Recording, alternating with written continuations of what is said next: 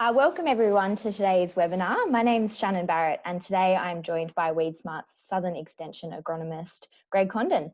Today Greg will be talking you through the range of new products, post and pre-emergent herbicides coming to the market and what we can do as an industry to keep these chemistries working for longer. Before I hand over to Greg, I'd just like to introduce WeedSmart. For anybody who's unfamiliar. So WeedSmart's an industry funded communication platform delivering science-backed weed control solutions to advisors and growers.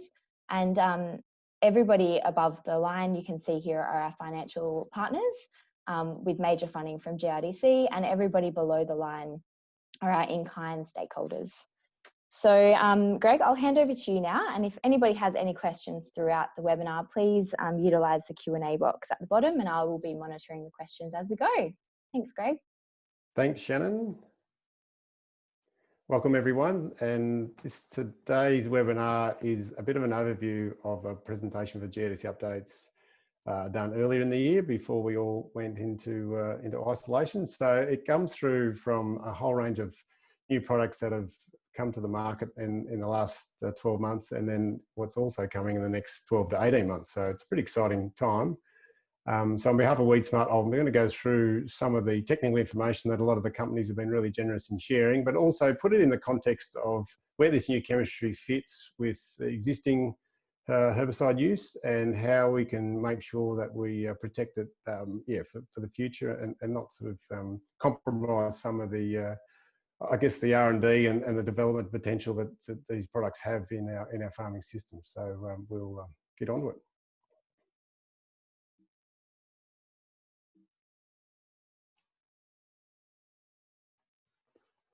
Hang on,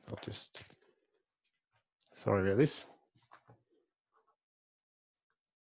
So just before we go much further, I'll just give an overview of what WeedSmart is for those of you that may be from an international audience or are new to what we do. So basically it's just a communications platform. So like Shannon said, we're really focused around messages on low weed seed banks, farming systems and profit. So there's a lot to managing weeds, but we've sort of taken it from a really holistic approach and bringing a blend of practical tools plus science to sort of help people with that integrated weed management stories. So how growers particularly, but also advisors and then the research sector bring together all the different means of controlling weeds, but also getting that focus back to the grower and how profit is so critical and what compromises often need to be made to ensure that. So we look at things around grower to grower, sharing information, agronomist to grower, agronomist to agronomist, which is quite a common I guess extension platform, but an emerging one also is the grower to agronomist. So that's quite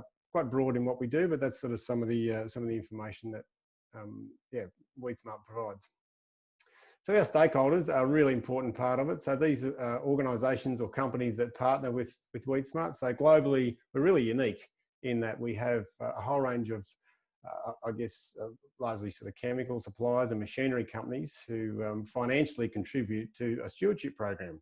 So GRDC are a major stakeholder, but also all those organisations, companies above that red line financially contribute to providing funds for the communication group who are spread from Queensland, New South Wales into Western Australia, and then hopefully some southern appointments coming soon. So we really can, I guess, share the stewardship stories that are out there, but also all that research group that you see below the line and agribusiness that are contributing to I guess, proactively weed management that practices are manageable for the current time and into the future. So we really thank our partners for their involvement in WeedSmart. So a big part of WeedSmart is what we call the Big Six. So in effect, it's a lot of you would have heard this before, but it's an IWM package that brings together the many years of research and an extension that's gone on to put it all into one sort of format. So it provides a bit of a summary of how people can look at IWM, so managing their weeds through a range of tactics. And I'll go into this in a little bit more detail, but effectively it's crop rotation, double knock, mix and rotation of herbicides. So rather than just focusing on herbicides all the time as a means of weed control, it's sort of bringing in a bit more broader perspective to how herbicides fit into weed control. And that's also complemented by crop competition, stopping seed set, and I guess the big one in Australia, which we're recognised for, is harvest weed seed control. Today, we're sort of herbicide focused, so we're looking at all the new products that are coming to market. So that really fits into this, the mix and rotation of herbicides, which is a big lever in the big six, and how WeedSmart project these IWM messages. So what are the take-home messages from today's webinar? I guess the key thing is we've got some exciting new herbicides coming through from a whole range of groups that are unexpected and quite new.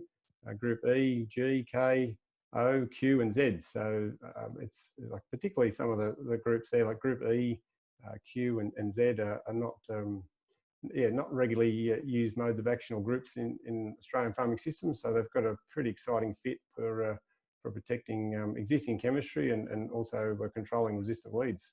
So some of these pre-emergent options for grass and broadleaf weeds. So there's some different fits in use patterns. And I guess a big thing with all of this is if we're going to invest in some of these premium products as growers and as advisors, we need to know our resistance status or our susceptibility status. So it's really making the effort to test where weeds are at and then mixing and rotating those modes of action. So all that is comes together to complement the chemistry with some of the cultural tools that I talked about in the big sticks. As we know, crop competition and harvest weed seed control are probably two big ones, but they really help prolong the value of some of these herbicides, and that's the adoption of the WeedSmart Big Six. Herbicide options are expanding, so I guess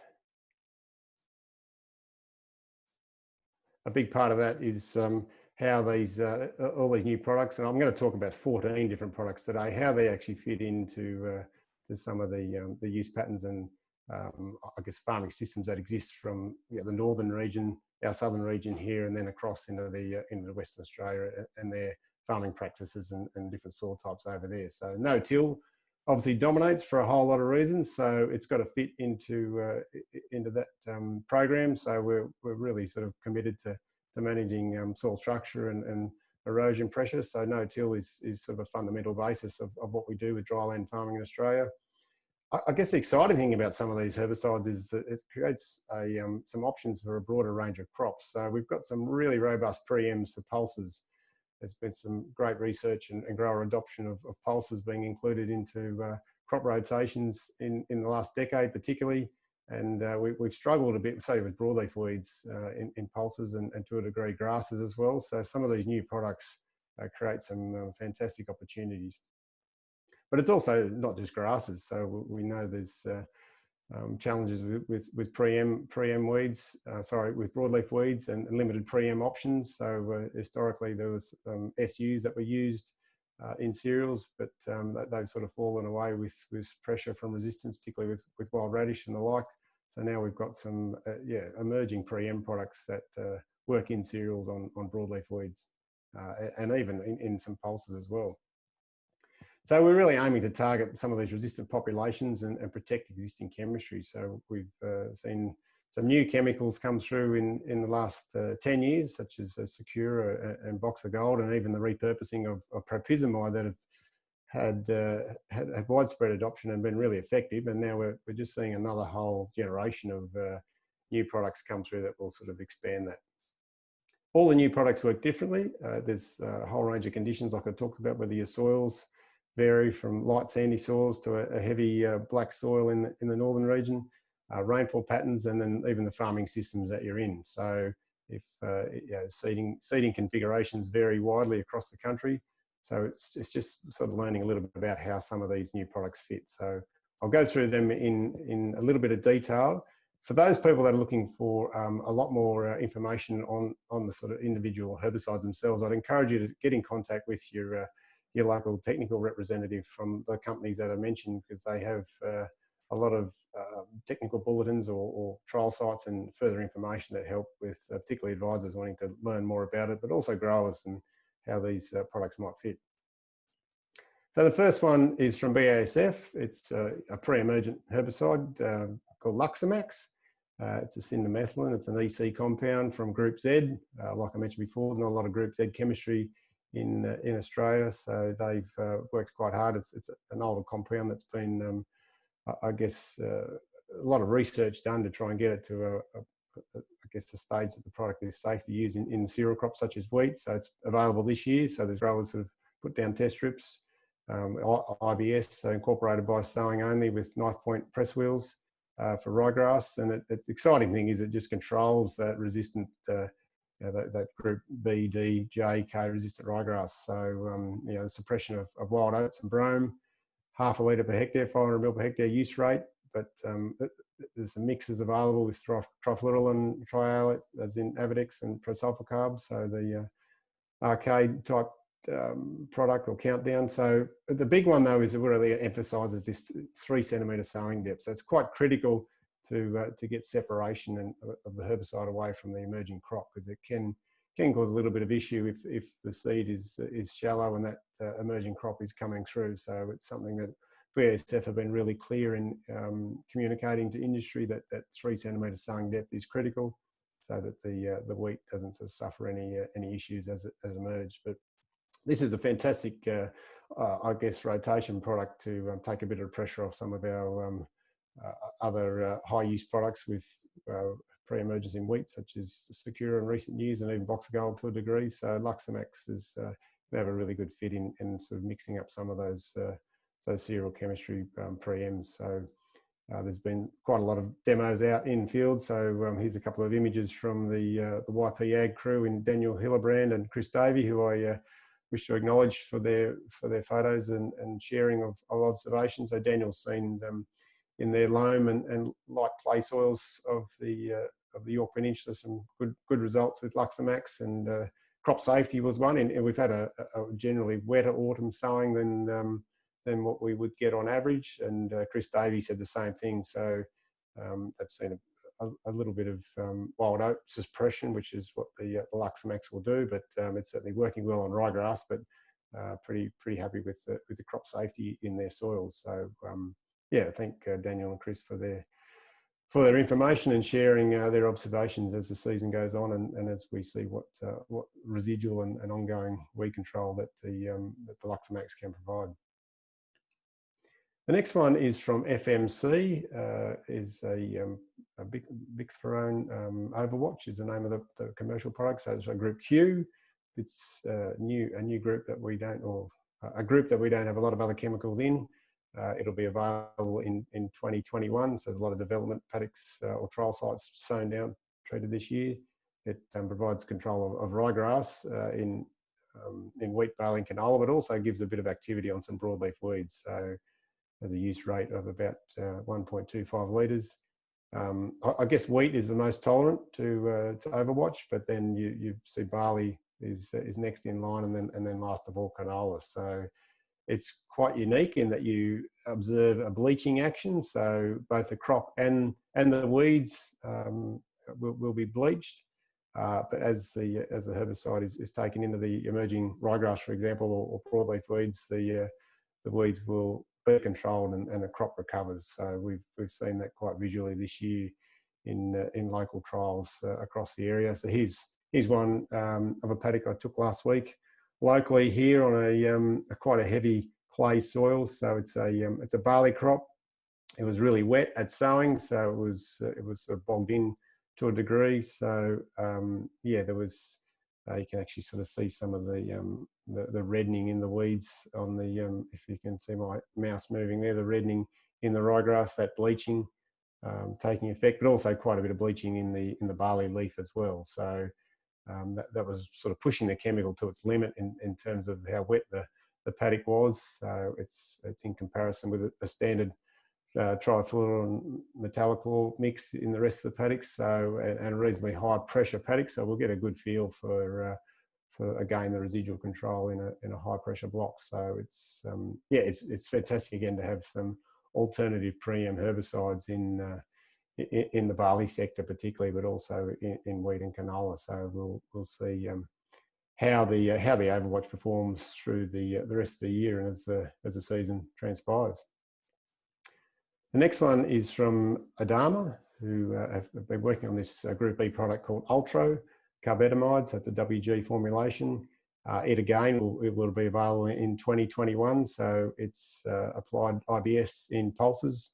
Really good control on ryegrass, but also brome and barley grass.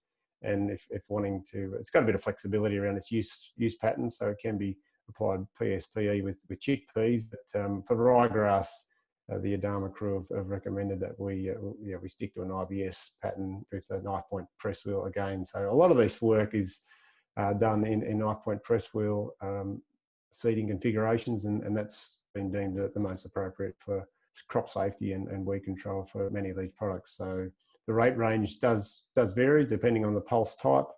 Lentils are quite sensitive, for example, whereas lupins and chickpeas and beans, not so much. So the rate varies from 1.1 to 2.3 kilos.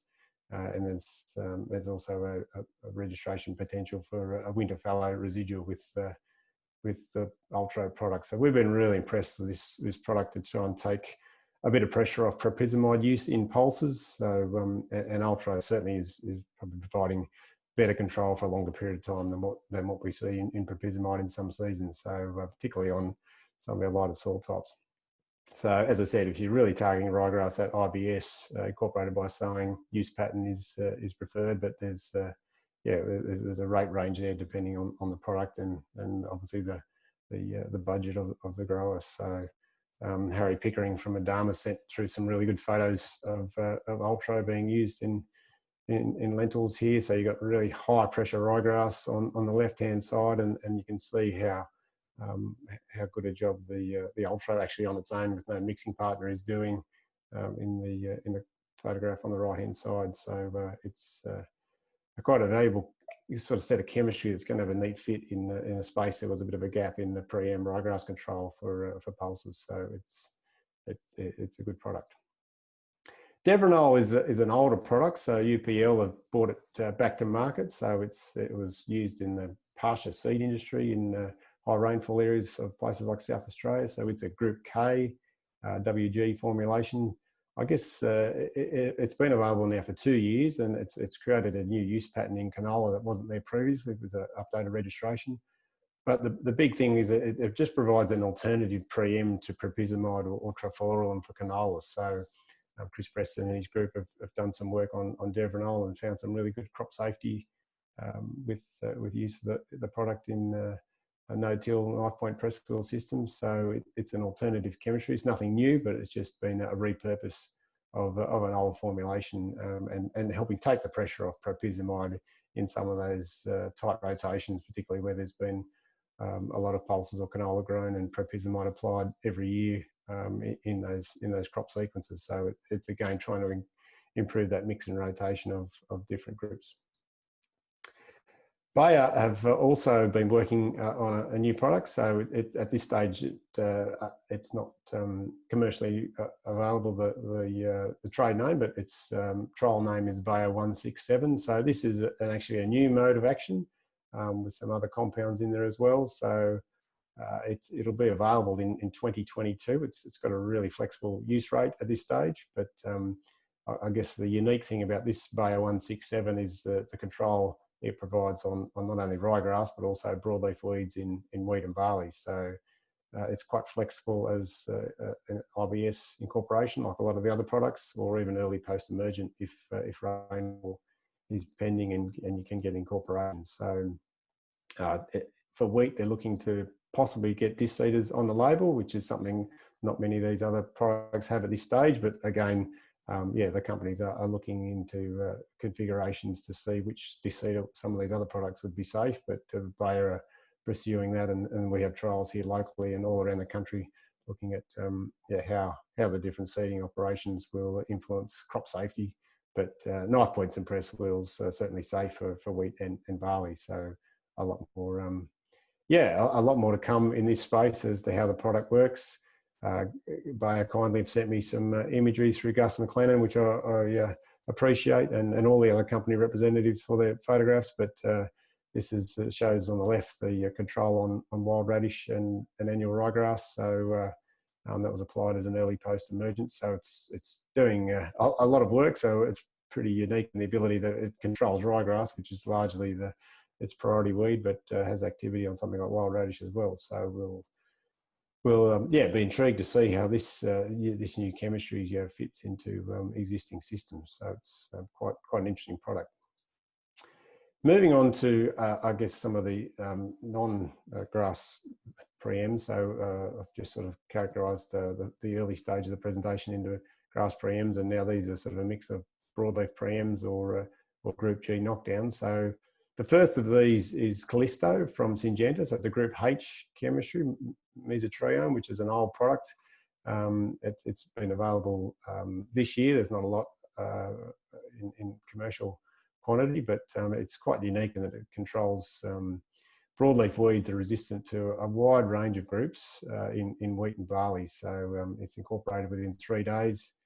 It's an alternative to post-em Group H, of which there's resistance pressure in some parts of the country. But the key thing is that 10 weeks residual. So where we're seeing challenge from some of these broadleaf resistant weeds, if we can actually come up with a pre-emergent at sowing and the crop is providing that competition, it takes a lot of the pressure off that early post-em application in high pressure situation, particularly where you might be dry sowing or the like, where the weeds come up with the crops. So Jason Zabini put a really good photograph here, and if you sort of look at the screen closely, you've got a good enough connection. So Mick Harris took this photograph in the central western New South Wales, and you actually see the volunteer canola coming through underneath and its bleaching action is showing up as well, where the volunteer canola cotyledons are bleaching out and eventually dying. So it's quite unique the way the Callisto's worked in there. And then Rick Rundle-Gordon, an old WeedSmart supporter from the Mallee in Victoria and South Australia, has also put up a really good photograph of a use pattern of Callisto. So it was a CT dual trait canola, Clearfield triazine canola from the year before, to clean up the brome, and now they've cleaned up the broadleaf weeds and the volunteer CT canola with the Callisto. So that's an interesting tool, the way they're cleaning up challenging volunteer canolas. So just a low cost LVE as a post-emergent. So thanks to Rick for sharing those images on Twitter and in today's presentation. The next one from Syngenta is probably even more exciting. It's a Group G product called Reflex. It's actually in development, so it'll be available in 2021. But it's a pre-emergent, being a PPO inhibitor that controls broadleaf weeds in pulses. So we've battled with broadleaf weeds in pulses. We've got the IMI group of crop tolerance with lentils, for example, and now in faba beans. But it still hasn't been enough to bring tough weeds like prickly lettuce, south thistle, and brassicas such as volunteer canola and radish under control. But Reflexes in trials across the last 2 years has done a great job. So it can be applied either IBS or boost sowing pre-emergent. Lentils again a little bit more sensitive, so it's IBS only, and getting up to 12 weeks residual, being a root absorbed product. So the rate range is from half a litre to 1.5. And the trials are sort of showing us quite a few mixed partners that could go in with the Group G product as a preem. But the big one is the ability to control broadleaf weeds in a pulse. Particularly, a lot of pulses are poorly competitive, such as faba beans or field peas or even chickpeas. You can take out prickly lettuce and sow thistle and things like mustards or canola. So it's going to have a big fit as the area of pulses continues to increase across the country. So Sean Matheson from Dogson Medlin in South Australia and Victoria Mallee, thanks very much for him and his company for this slide and all their trial work they're doing. So he looked at some trials 20 days after sowing of Reflex, and really impressed with not only the weed control but the crop safety. So we tend to knock around a lot of our pulses early on, particularly in some of the lighter soil types with the existing chemistry, and not always sort of picking up all the weeds. So that's a really good image from Sean under some pretty ideal conditions in the Mallee. So that was a good outcome. And then Brett Parkin, who's based with Syngenta in WA, has got a huge suite of trials laid out this year with Luke Marquis and the team, looking at all the mixed partners and combinations in, I guess, largely in lupins for the WA scenario at Esperance, but also some of the other emerging pulses such as faba beans, field peas, and vetch, and how pre-emergent weed control, particularly on radish, can be used with Reflex. So thanks to Ben Parkin and Sean Matheson for their contributions and sharing their information.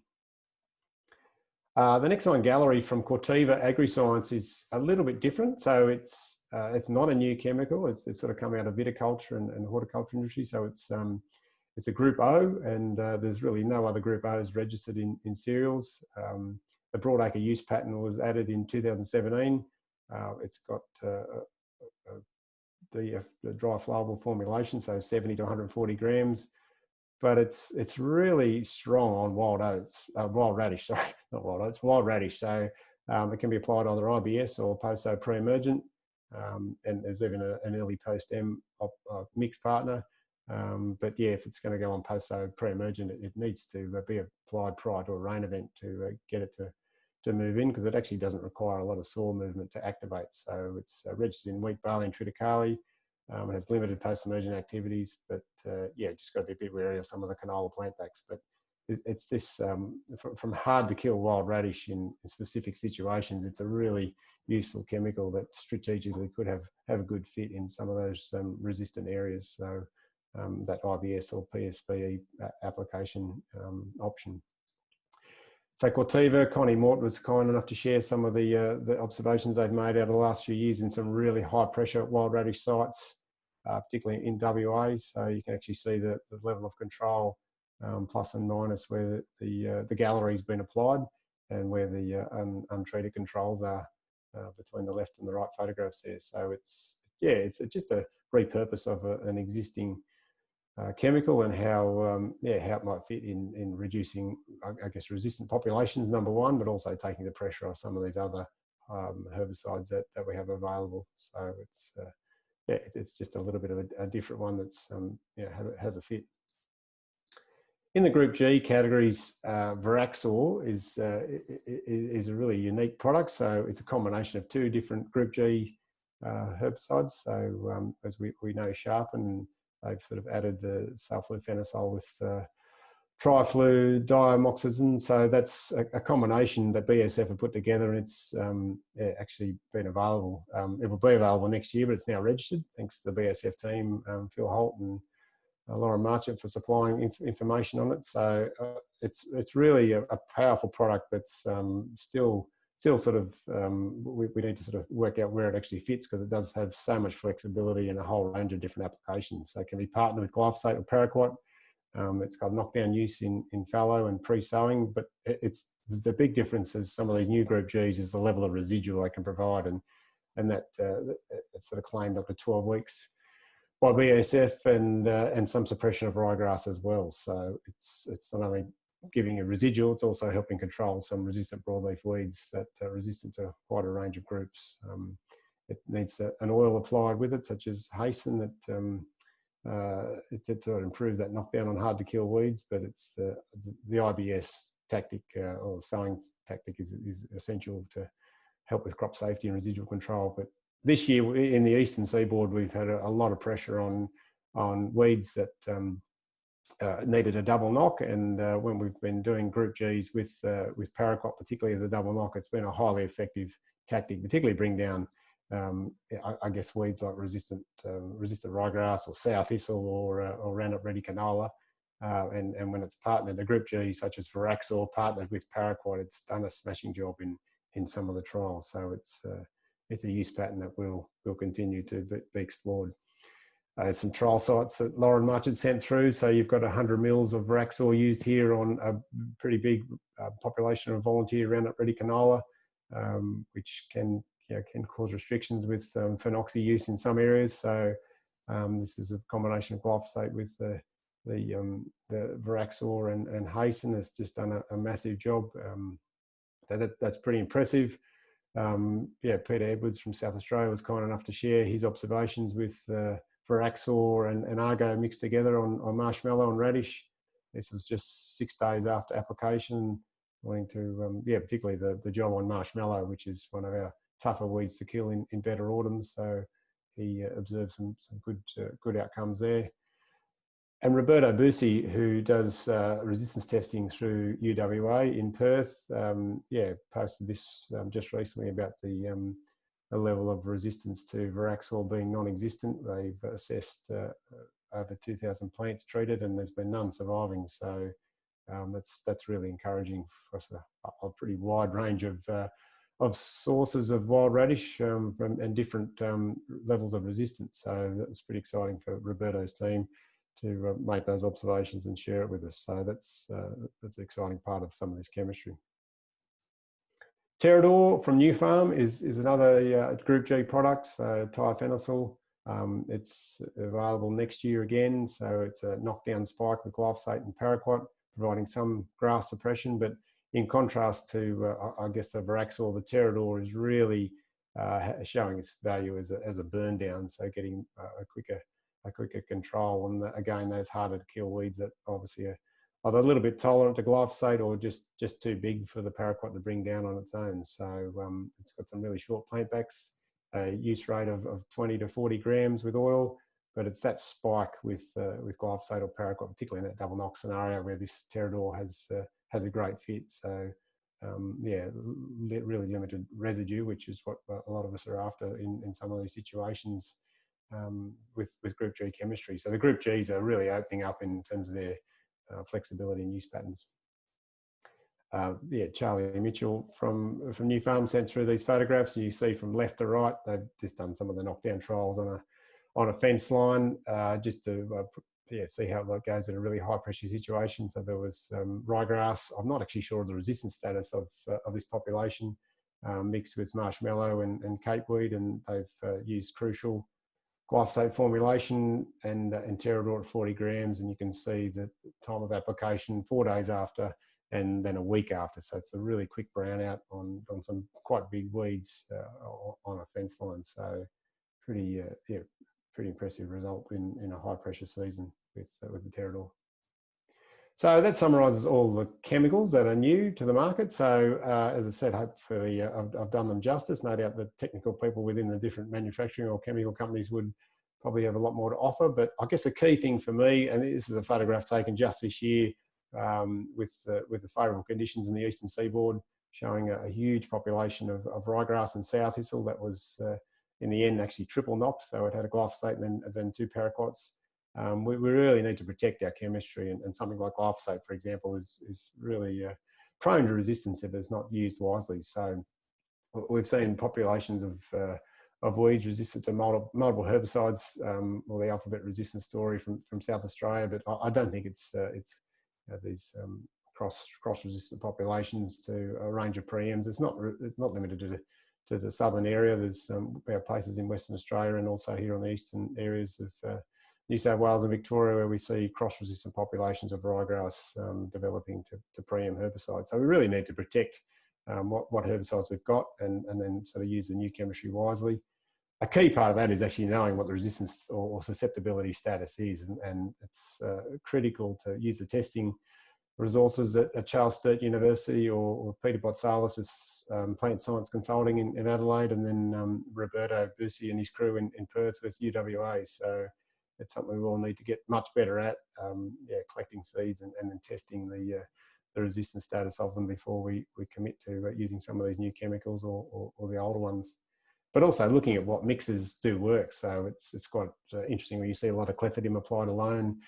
Can be weak, but when clethodim plus factor is applied in a pulse, you get better control even on resistant populations, and then the same is something like trifluralin used alone compared to trifluralin Avedex or Avedex Secura. So it's just if you're going to go to the trouble of getting some of these ryegrass or other grass species or weed species tested, try some different mixes on them to see the efficacy of a range of modes of action.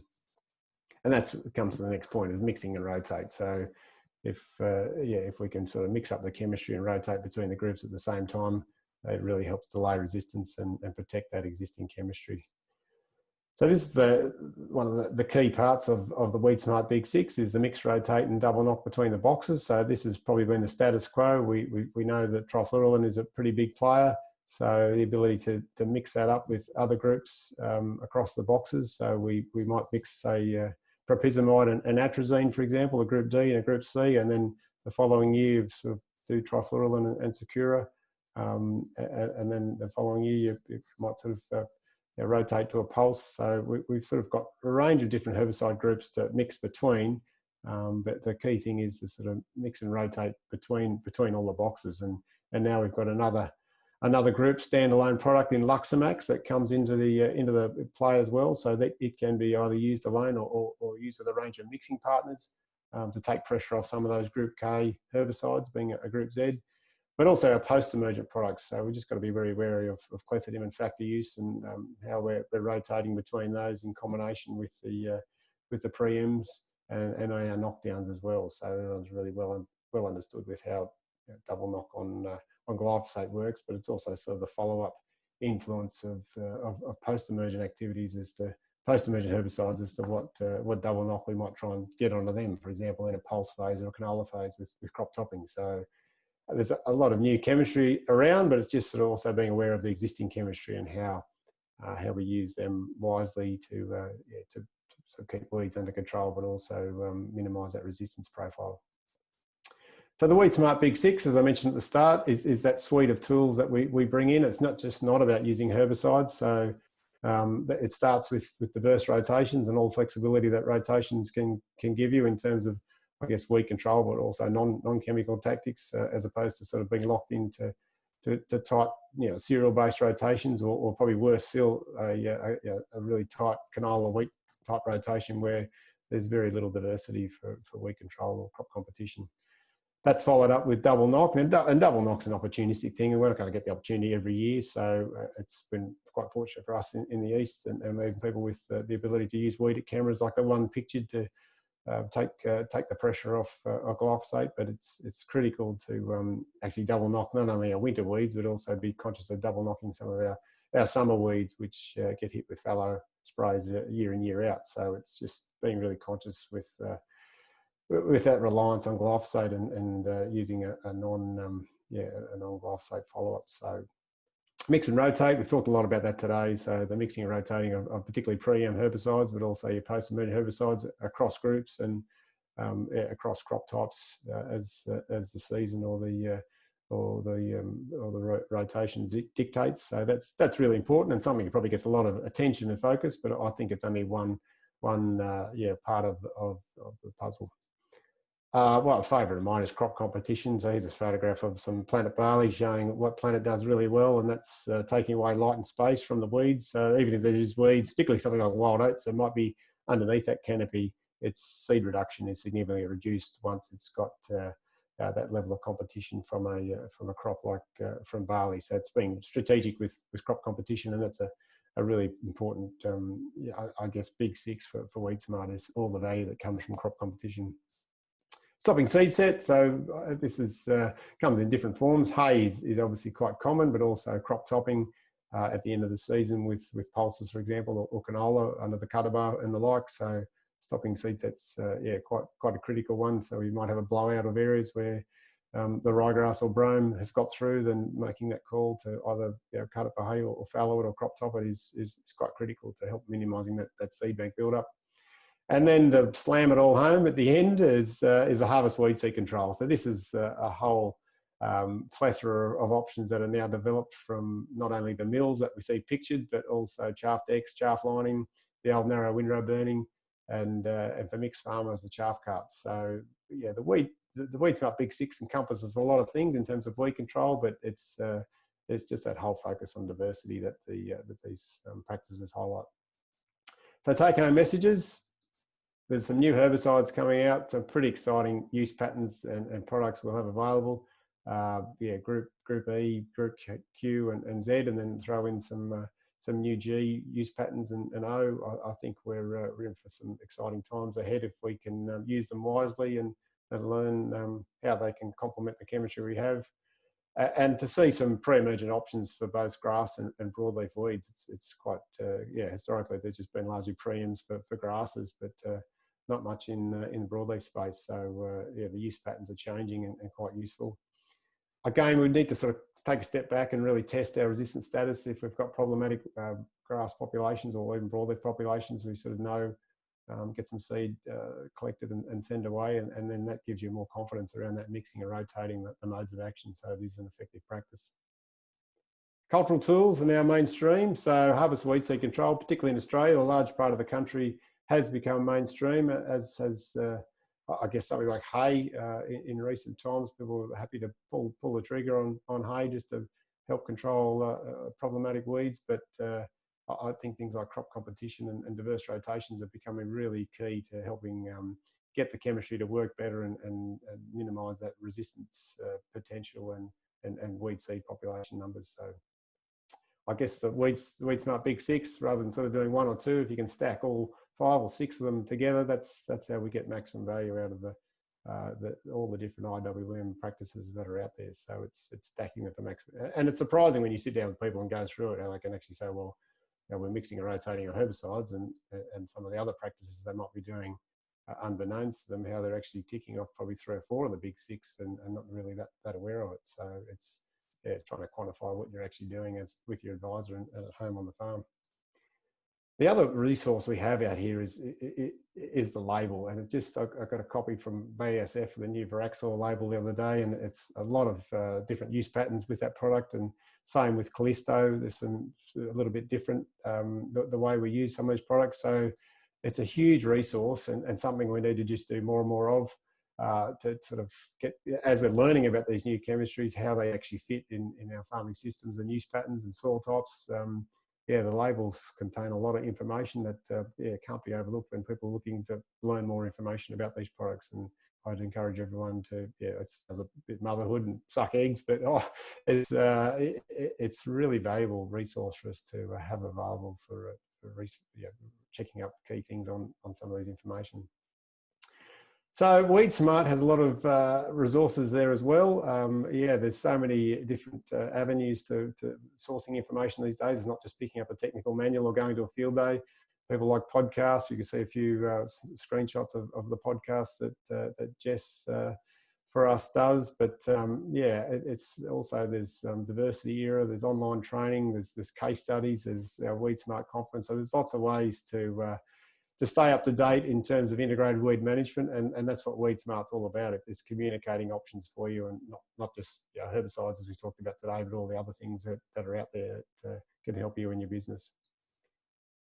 That's it. Thanks, Shannon.